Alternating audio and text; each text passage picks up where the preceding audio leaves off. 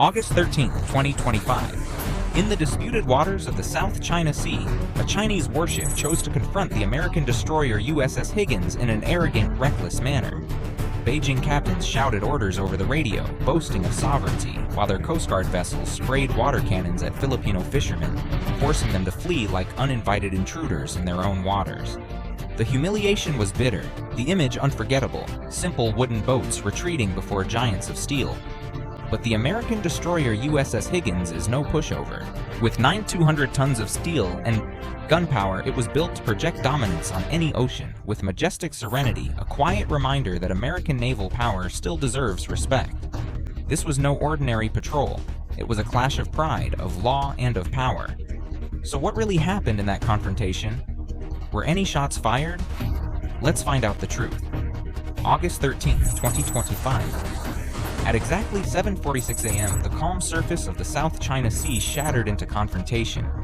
The American destroyer USS Higgins, a 9,000-ton steel giant built for both defense and dominance, was carrying out a routine freedom of navigation operation near Scarborough Shoal. For Washington, this was no reckless gamble.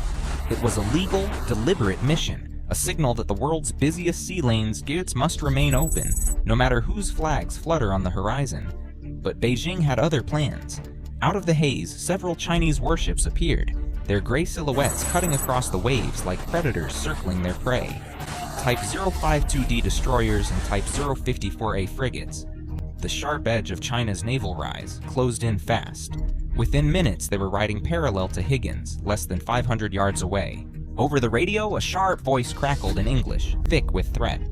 U.S. warship, you are in Chinese waters. Leave immediately or face consequences. The intent was unmistakable.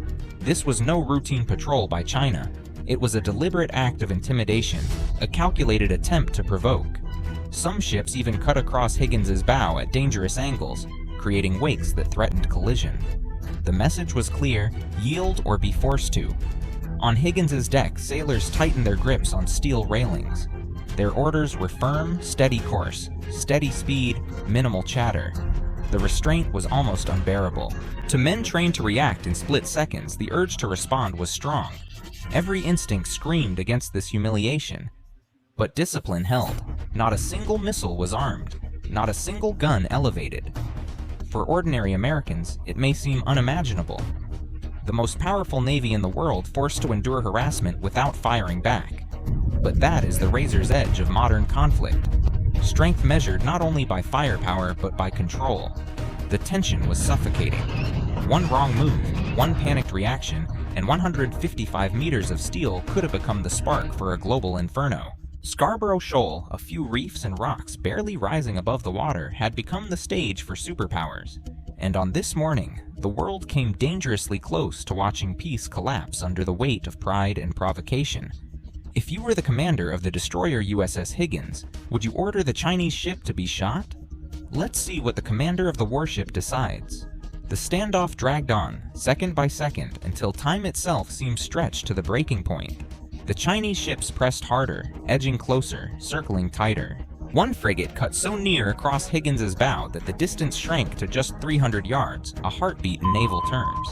At sea, two steel giants the size colliding could tear open hulls, ignite fuel, and kill hundreds of sailors within minutes. The Chinese captains knew it. That was the point. On Higgins, discipline held. The bridge was silent except for the steady, almost mechanical commands. Hold course, maintain speed. The officers' voices carried calm authority, but the tension on deck told a different story. Sailors gripped the rails until their knuckles turned white. One described it later as standing in front of a loaded cannon and daring it to fire. They knew what their ship carried. 96 vertical launch cells, each one capable of unleashing tomahawks, harpoons, or SM-2s in a matter of seconds. In less than 2 minutes, Higgins could turn every hostile contact on radar into twisted wreckage at the bottom of the sea. But that was exactly why restraint mattered. To unleash such power in a moment of anger would not only sink a few ships, it could pull two superpowers representing over 1.7 billion people into open war. The burden of restraint weighed heavier than the 9,200 tons of steel beneath their boots. Still, the provocation burned. Imagine serving aboard one of America's most advanced destroyers, built at a cost of nearly $2 billion, and being forced to endure taunts and intimidation from ships half its capability. To the men on Higgins, every splash of water from a Chinese wake, every shouted demand over the radio, was an insult not just to their mission, but to their flag. The frustration was real. It sat in their chests like a stone. And yet, this too was a form of power. Higgins's SPI-1D radar tracked more than 200 contacts simultaneously, marking every Chinese ship, every fishing boat, every plane overhead. The sailors knew if the order came, they could strike first, strike fast, and strike decisively. The Chinese wanted to show dominance. Instead, they revealed their desperation. On that morning, restraint was not weakness. It was discipline. It was proof that America's true strength lies not just in its arsenal, but in its control. But every man aboard Higgins felt the same truth. Patience has limits, and when those limits are crossed, the consequences can shake the world. Yet behind that silence, behind every clenched fist and steady command, lay the true measure of American power. A power not just endured, but waiting to be revealed. While Chinese destroyers and frigates prowled menacingly at close range, the USS Higgins remained steady, cutting through the waves with calm precision.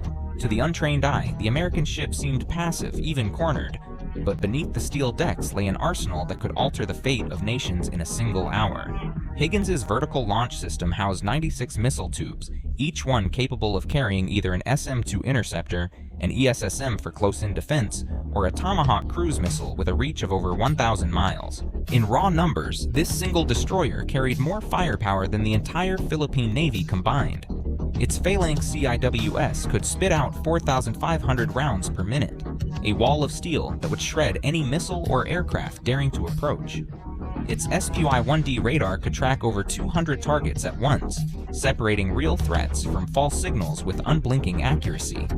For Beijing's commanders, these facts were not lost. The Chinese ships in the standoff bristled with weapons.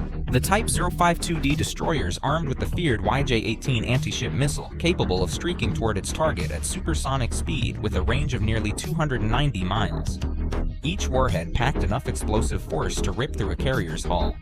Alongside them, the smaller Type 054A frigates added dozens more missile tubes, creating the image of strength in numbers. But the reality was sobering. Even with these weapons, China's flotilla knew they were shadowing a ship tied directly into the most powerful command and control system on Earth, the U.S. Navy's Aegis network. Every move they made, every radar ping they sent out, was tracked not only by Higgins, but by satellites overhead and submarines lurking unseen below. In any real exchange, the Chinese captains understood their ships would be reduced to burning hulks in less than 15 minutes. And yet, here they were, pressing closer, desperate to capture footage, desperate to prove defiance. Their game was not military dominance, but psychological theater, to show the world they would not yield. For the Americans aboard Higgins, that was the bitter truth.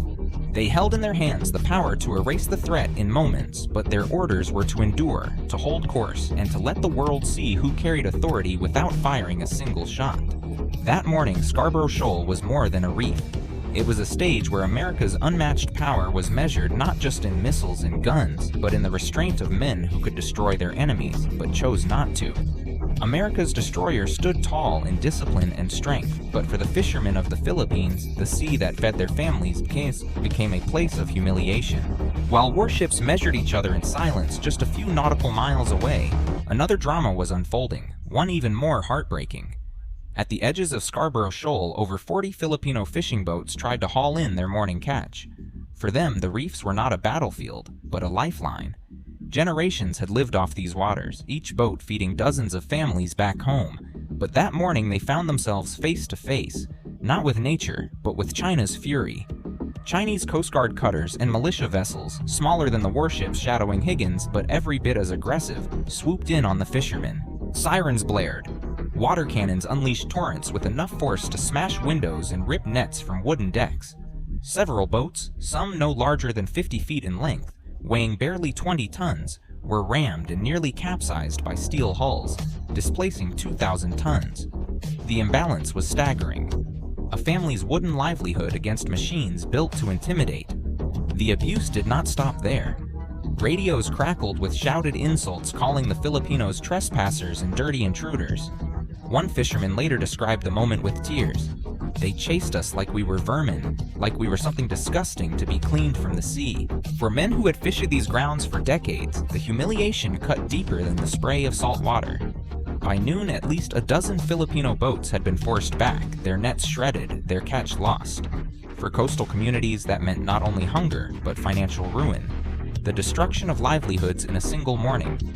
International law had already ruled in 2016 that these waters belonged to the Philippines' exclusive economic zone. Yet Beijing's actions showed the truth. Rulings on paper meant nothing when power was enforced with steel and water cannons. On Higgins, American sailors could see the distant flashes of spray, the smaller silhouettes breaking and scattering before the larger ones. They could do nothing. Their mission was restraint. But in their silence, the contrast became unbearable. A superpower's destroyer enduring harassment, while allies' fishermen were beaten back like pests. It was a picture the world was never meant to see, but one that revealed everything. China's hunger for control had no mercy, not even for unarmed civilians. Scarborough Shoal is little more than a ring of reefs and rocks, barely visible above the water. Yet this speck on the map has become one of the most dangerous flashpoints on Earth. The reason is simple. Whoever controls these waters controls the arteries of global trade. Every year, more than $3.5 trillion worth of goods flow through the South China Sea. That is nearly 1/3 of the world's maritime commerce, carried by over 60,000 merchant vessels. Oil tankers alone transport more than 15 million barrels of crude every day, fueling the economies of Japan, South Korea, and the United States itself. If China succeeds in normalizing its dominance here, the consequences would be staggering. Imagine Beijing with the power to delay, divert, or even cut off shipments in one of the busiest trade routes on Earth. That is not just about fishing rights or maritime borders. It is about the ability to strangle economies, to wield economic warfare without firing a single shot. For America, the stakes could not be clearer. The credibility of its alliances is on the line. If the Philippines, a treaty ally, is left alone to face water cannons and rammings, then what faith can Japan or South Korea place in Washington's word? Already, Chinese state media broadcast each encounter as proof that China will not yield. Each propaganda victory chips away at confidence in American resolve. And yet, Higgins' patrol proved another truth. The United States is still there, still present, still willing to put steel in the water to defend the principle that no nation owns the world's sea lanes. Scarborough is no longer just about rocks or reefs. It is about a contest between two futures, one ruled by law and one ruled by force. And in this contest, every close call, every confrontation is more than an incident. It is a test of America's role as the guarantor of peace on the world's oceans. The confrontation at Scarborough Shoal ended without a missile launched or a gun fired. But in many ways, that silence was more telling than the roar of battle. For hours, American sailors aboard USS Higgins endured reckless provocation, watching Chinese destroyers press closer, hearing the insults over the radio, and seeing Filipino fishermen scattered like prey before the steel prows of militia ships. They held their ground, steady and disciplined, even as the weight of restraint cut deeper than the sting of humiliation. This is the paradox of power in the 21st century. America commands the most advanced navy in human history, a single destroyer carrying enough firepower to shatter fleets. Yet victory today is not measured in explosions, but in patience. It is in the ability to uphold law when law is mocked, to stand firm when allies are harassed, and to show the world that strength is more than missiles and guns. Scarborough is just a reef, but it has become a symbol of two visions, one where international law shields the weak, and one where force dictates every outcome. For the United States, the choice is clear. If the seas are surrendered to intimidation, the world America's greatest generation fought to build, a world of open trade and shared security, begins to unravel. That August morning proved one lesson. Peace is fragile. It survives only when those who can defend it choose not to look away. If you value truth and analysis, hit subscribe and stay with us.